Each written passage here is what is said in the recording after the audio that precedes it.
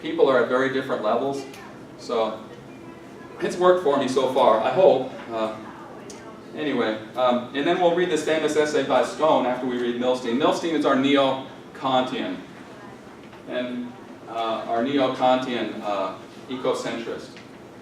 And she's also interpreting our old friend. We'll keep bouncing back to Leopold. And the reason we keep doing that is because Leopold is one of those enigmatic figures who is pivotal to the development of the mid-20th century North American environmental movement. You know, first conservation movement, and then it morphed into the environmental movement once it became, you know, much more ecologically aware and connected, right? Which Leopold made the most contribution to in our culture.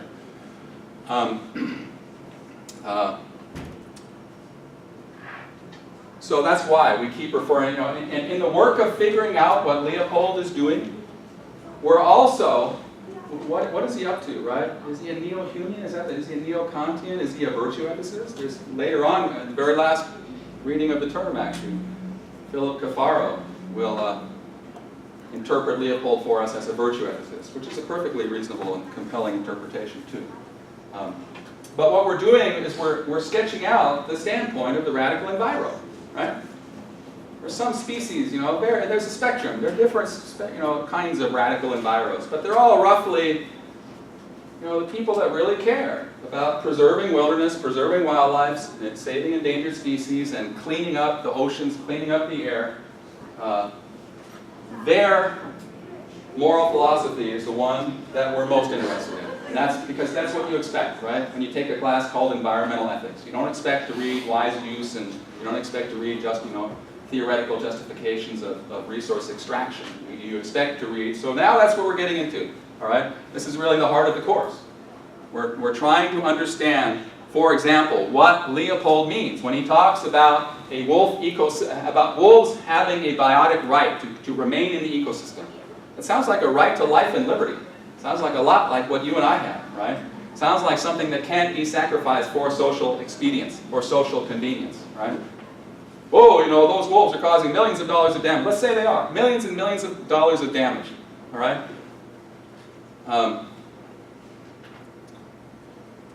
Whatever the, you know, if they have a right to exist and to flourish, then perhaps the consequences of what they're doing to exist and flourish are much less important, I guess is the part of what I'm trying to say. All right, so I tend to get off track sometimes, but I just wanted to remind us of where we're going. Christopher Stone is another one of these guys. We can throw Stone and Leopold. Stone wrote this classic essay as a young lawyer, or actually as a young law professor at University of Southern California. He wrote this really, which has just become this landmark, this huge, towering essay that everybody reads, that you guys get a chance to read, called Should Trees Have Standing? And as with Leopold, it's not clear how you flesh out the sorts of claims that Stone is making. And we can say this about a whole range of different environmentalist thinkers. And that's what we're trying to pin down in this section of the course. Trying to reconstruct some kind of fairly radical environmentalist argument about the importance of saving all the different things that environmentalists care. Not saving like we're big heroes, but just respecting and kind of taking care of, you know, and trying to live in harmony with instead of using up. All right. So this is now we're, you know, it's just really heavy-duty meta-ethics for the next 2 or 3 weeks, and then finally Thomas Birch will unburden us of our meta-ethical burdens, and then you'll just think, well, why do we do all that work to begin with? And that's the infuriating part of some philosophy classes. You know, okay, we're gonna get all this work done, and then along comes another philosopher, and he just says, well, all that work you just did, that's the wrong set of questions. Anyway, you'll see. And then you're left just with your head spinning, which is what's supposed to happen, because that's how you learn. That's how you educate yourself, right? By jumbling everything up and then having it fall back into place in a new and more scintillating and exciting formation. And empowering, obviously, personally empowering, and familially, everything, just empowering everybody. All right, and after Birch, you get into deep ecology, so by weeks 8, 9, and 10, the last 3 weeks of the course, we're actually going to be going out and studying whole ethics, right? This is the meta-ethics portion of the course, We're studying all the bits and pieces that go together. And then we'll see how the deep ecologists put together their ethic, and the social ecologists, the ecofeminists, and the environmental virtue ethicists. That's kind of where we're going, all right? All right, and here's my little, it's too small, but that's what I was going to copy on board. See all the work I put into it? That's what I was going to copy on the board for all of you guys. That's my natural resource, I don't know what I'm calling it now. Natural resource values chart. Natural resource values wheel. You got your, and I did make the mistake, didn't I? I was referring to the holistic, the upper left as the non-anthros, but they're not. They're the more than anthros, okay? So you've got your holistic more than anthros, right? Here's your circle. You've got your holistic more than anthros here. You've got your individualistic anthros here. You've got your individualistic more than anthros here, and then you've got your holistic anthros here, all right? And each of these orientations, has an array. This is almost like a method of apprehending value, right? Because depending on which axiological orientation you're looking through or experiencing the natural resource through, and depending on which normative tradition you're using to capture that value, to measure that value, you're going to have you might reach very different conclusions about what to do. But I always return to practice, okay? And in this class, I urge you not to think of these different axiological orientations as excluding one another, whereas being character or personality traits or psychological traits. Nothing like that. They're merely theoretical tools to use when you analyze a specific moral struggle, right? And their test is in practice. It's not in the abstract. So sometimes you might want to spin your wheel around and start looking at a moral struggle through an animal rights lens, for example, right? If that's part of what you're concerned about. But sometimes sometimes you really need to look through an ecocentrist lens, right, in order to make sense of the moral struggle around wilderness, for example, or around species. All right, so this is our basic bifurcation. Again, this is a little more review. In every ethics class, you will be taught the difference between a consequentialist normative theory and a non-consequentialist normative theory. Okay? In general, consequential-like utilitarianism is the most glaring and easily understood example of a consequentialist normative theory. Right? Consequentialist ethicists look to future consequences, to anticipated results or anticipated future consequences for moral guidance on whether an act is morally right or wrong. All right? We do have to study the past as utilitarians, or as consequentialists, because we want to know. We want to learn from past experience, from trial and error, right? We want to know what might happen if we do this. And so we have to examine the past to see, well, what happened when someone else, or when I did this before? What happened, right? So anyway, obviously we have to get some orientation from past experience. But in general, the moral quality of an act lies in its consequences, all right? Consequentialists locate the moral quality or immoral quality of a decision solely in that decision's expected consequences. All right, so our work is to clarify consequences, right? And then ask if our decisions are expected to lead to greater happiness on the whole or greater unhappiness. And this is an empirical inquiry done using scientific research. Now, big difference, huge difference, and you will all find that you're both consequentialists and non-consequentialists. As I've reminded you before, one ongoing assignment you have is just to slow down your own moral reasoning and try to see, just think about what's actually happening there.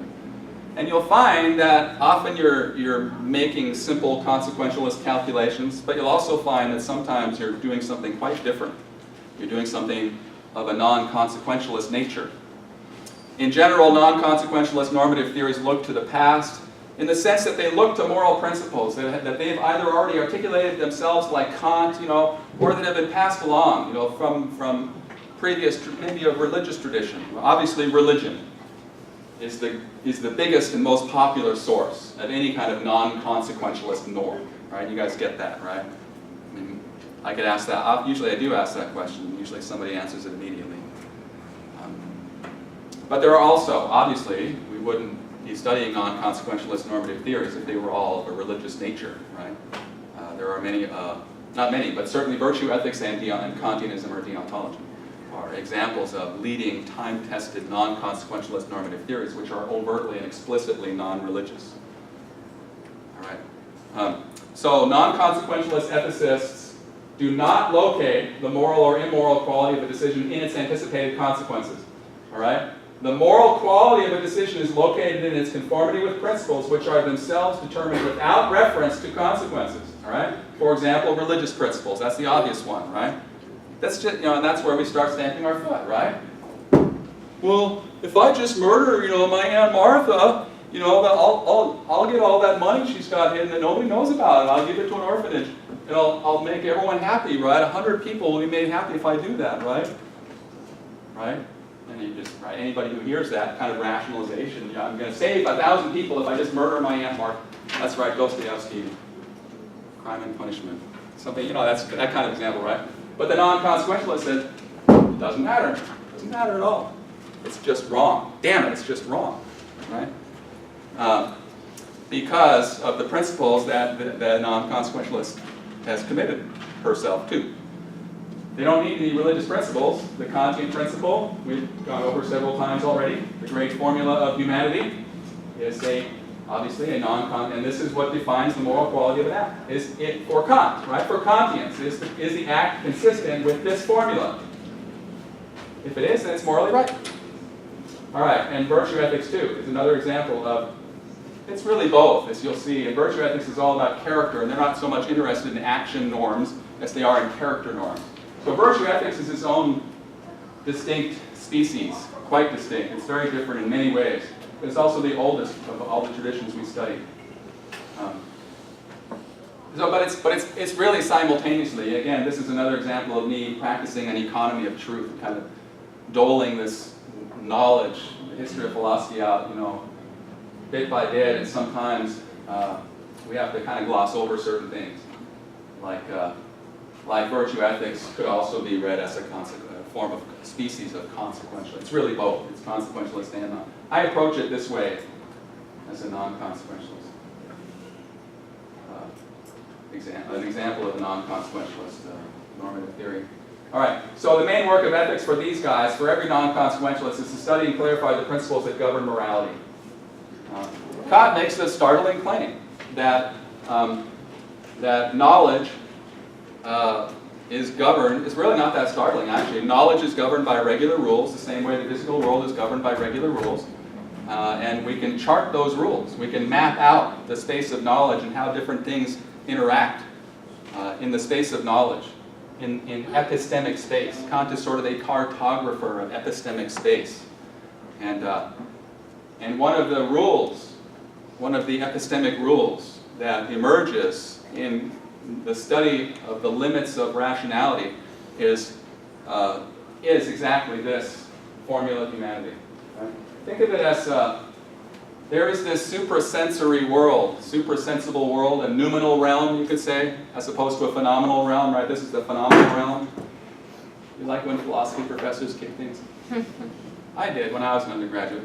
They do, every now and then they kick a chair and they ask about, anyway.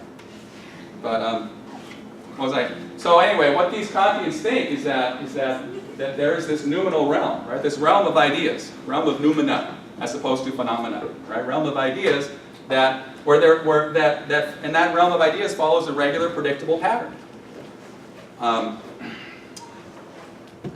So by anyway, I might be getting a little bit ahead of myself. Let's see if we can.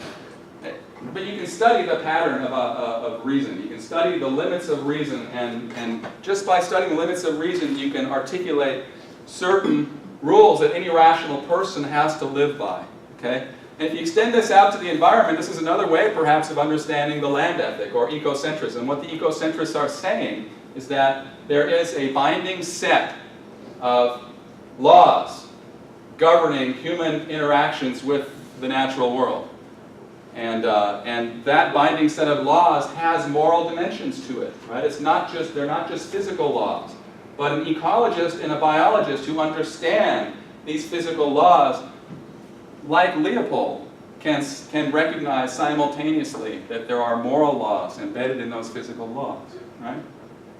So in other words, all of life is held together on this view. by this, is held together in this order, right? And that order includes obligations on the part of human beings, all right? And that's a kind of a, we're going to have to spend a long time trying to understand what that means, but we have a ways to go. We first have to get through Hume. Very different stories about what's going on in valuing.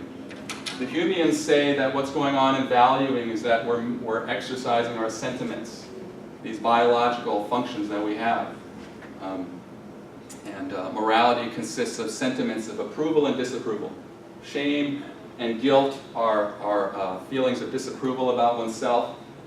Pride, self-pride, happiness, or feeling happy about oneself is those are positive sentiments about oneself, and then we also have positive and negative sentiments about other people. And these get reinforced to the extent that they're effective in maintaining communities, right?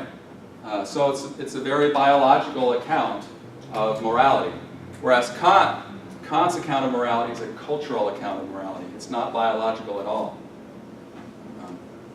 So that's why we're reading first Collicutt, the Neo-Humean, and then Milstein. Sometimes I feel like this class is too hard, but you guys seem to be doing pretty well. I'm happy with this class. I'm pretty happy with your Greek summers.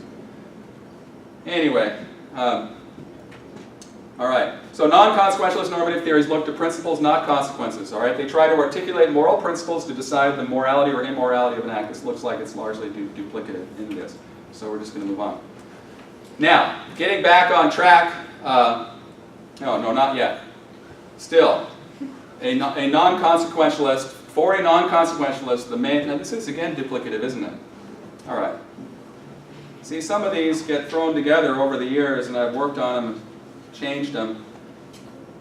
Anyway, and the order is different this term. It's always a little bit different. The order in which I'm happy with the order that we're doing the material this term. It's, I think, the best order so far. All right, we'll take a break in about 3 minutes, all right? Let me see where we are. Yeah, it looks like that would be a good...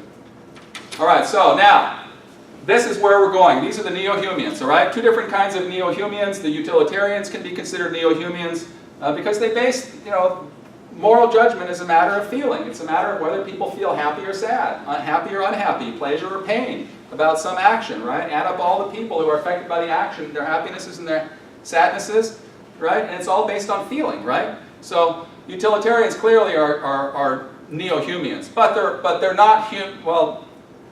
They kind of draw on that Humean tradition, but Hume is saying something much different, all right? Because Hume would never say that that moral judgments only attach to.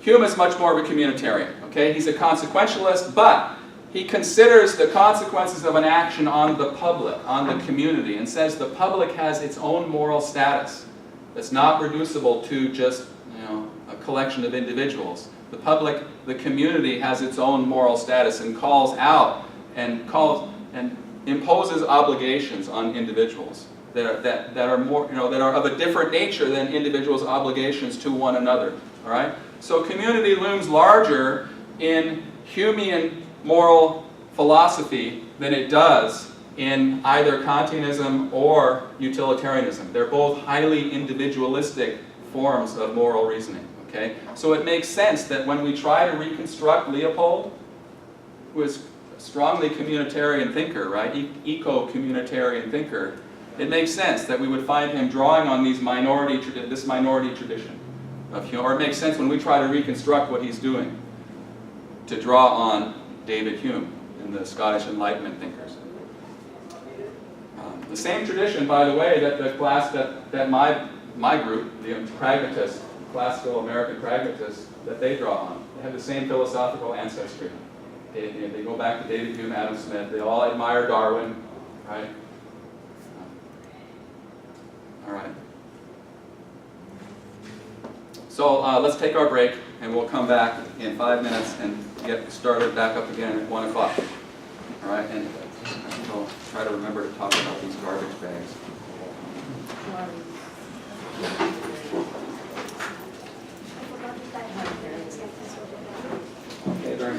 Tanya? Is that how you say your name? Yes. Okay, good.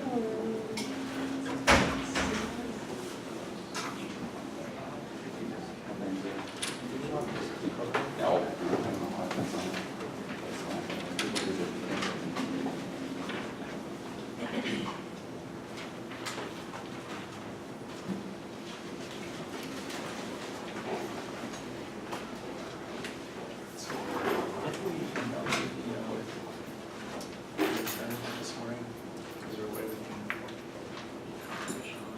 Yeah, of course, yeah.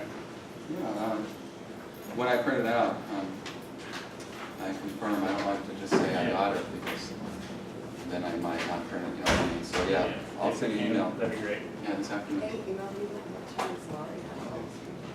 What's, oh, you have to Yeah. What's your name? Jessica Smith. Yeah, Jessica, all right, good, yeah, I remember. No worries. I'll print those out later and send you an email. But,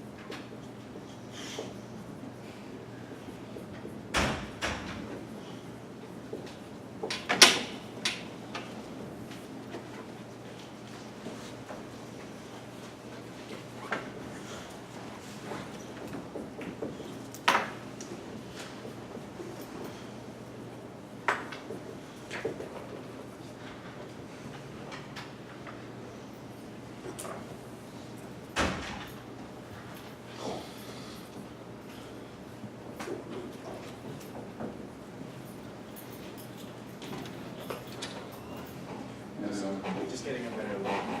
yeah. Don't you have something that you could, like a projector? I could, yeah. Yeah, I'm not Just sure. on a blank piece of paper. Yeah. Yeah. Just saying, I'm not too sure Yeah, how well. it works. I hadn't thought about that. What if I could actually use this? You know? Sure. What do they call that? The dock cam? What it is?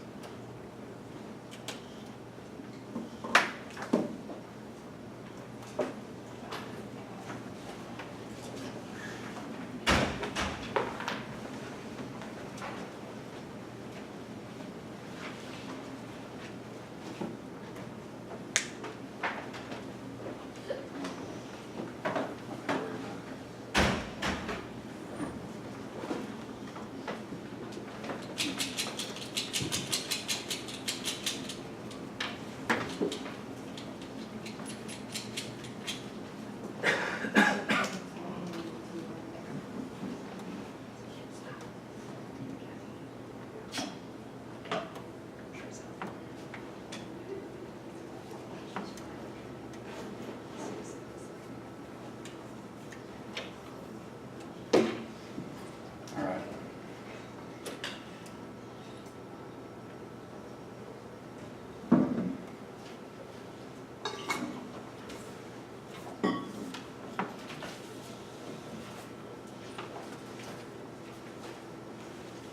Did you enjoy thinking about the wolves on Isle Royal?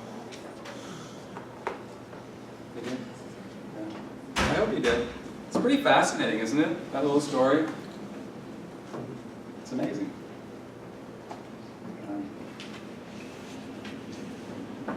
Yeah. People with foresight. I guess there's not much you can do with an island out in the middle of Lake Superior, other than turn it into a national park, but it's pretty well funded as a national park. You get to the gift shop as soon as you get off the boat, you know, the gift shop is right there. And what do you suppose is on every single t-shirt, every single coat and jacket and everything?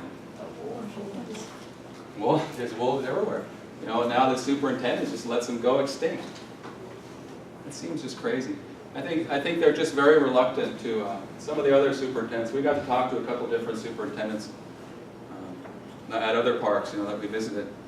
And some of them were in agreement with Phyllis Green on that. And they said that, you know, look, once you take a step like that, you're kind of committed to maintaining, you know, you're doing something different, arguably. You're artificially maintaining a wildlife population on an island. And, you know, and once you take that first step of bringing in new wolves, then you're kind of committed long term to that whole new view of, you know, of what you're doing in a national park, other than letting nature take its course, which has been their traditional policy. You know, obviously on individual animals in Yellowstone, this is how wolves get a lot of their food from the bison or some other large animal breaking through the ice, and they're unable to extricate themselves, you know, and they die, or that's when the wolves just go and kill them. And the park rangers see this happening, and sometimes, you know, there's no wolf even preying on this poor thing. He's just dying, you know, slowly freezing to death and starving to death. And they could easily rescue that animal, but they don't, because they have to let nature take its course. And I think most visitors to national parks probably agree with that. You know, that's kind of harsh, but that's what they expect. But as for wolves, you know, that have gone extinct, you know, partly through human causes, this parvovirus, huh? I guess that was the most devastating thing, you know. And if humans hadn't brought that parvovirus, that canine parvovirus, then those wolves would still be thriving, probably. Maybe not. I don't know. But I guess moose are really hard. They're the most difficult.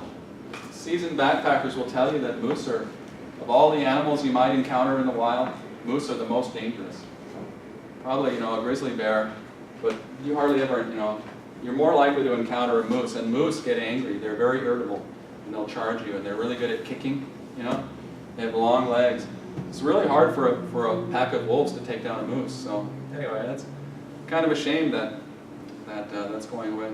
I was thinking maybe if we get some really good work, maybe we can all send a letter to Phyllis Green as a class, urging her. Would everyone sign off on that? No, I can't put you on the spot, because it might be, I'm not going to sign that. Anyway, we'll see. Who knows? That's just an idea I had. Why not? I've never done that before. And that reminds me, though, okay? I have done this before, all right? And I decided that a bag of trash is worth 2 points. Okay? So whatever you want. If you want just one bag, if you want, and then there'll be a limit of 8 bags per student. Okay? So the idea is that if you need to acquire more reading summary points as part of, I've already lost the little pen that I borrowed from somebody. That's right. Right there. If you need more reading summary points, there'll be 6 reading summaries, right? 6 reading summaries. This is my grade sheet looks like, right? And each of them is worth 17 points, so there'll be a total of 102 possible points. But then I have an extra space here for extra credit, okay? And so if it looks like, you're coming along and you're getting to your 4th or your 5th, and you've missed already 1 or 2 of them, and it's just this big glaring hole in that part of your grade, then grab some garbage bags from your professor, or buy them yourself. They have to be 33-gallon or bigger, okay? 33-gallon or bigger, all right? And then you just show, who knows, maybe no one will even do this and I'm wasting my time, but that's one way to get more reading summary points, okay? But you can only get 16, okay? Because there's a limit of 8 bags per student, all right? But if somebody wants to get really ambitious, that's generous, isn't it? You can get a total of 16 points just by going and spending, I don't know, how long would that take? An hour, 2 hours, 3 hours? That's depending on how far apart the trash is. But people have done this in the past. In the past, usually I get at least 2 or 3 students who do this and take advantage of this. Just send me a before and after picture, and I'll be very happy. And that'll be our little contribution Before and after. of the trash that you picked up. Okay, do we have to bring, so we get the bag and send the picture to you, we have to bring it in to you? Just send me the picture. Just, go to the area that's trashy and take some pictures. Say, look, man, this place is horrible. And then clean it all up, and then take another picture of you with the trash bag standing in front of where you just cleaned up. Does that sound reasonable? All right. So, What if we do something in similar spirit? like working to pull ivy from Forest Park? Yeah, or a culvert washout, like removal of along like Wildwood or something. That would be great too, yeah. I'm open to that, absolutely. Some people like to go on beach cleanups, and yeah, I'll give you credit for that. Or pulling ivy at Dunaway Park. They do that too every spring. They have work parties at Dunaway Park to pull the invasive species out of there. All right, so getting to the heart of our course. Arguments in favor of resource protectionism tend to rely on one or more, maybe a combination, of the following 3 points of view. Farsighted, these are different characteristics, right? Consequentialism, I put farsighted in parentheses to make clear, it's not just immediate consequences, long-term consequences, that's why we want to protect natural resources. Holistic, anthropocentric, just think of future human generations, and let's construct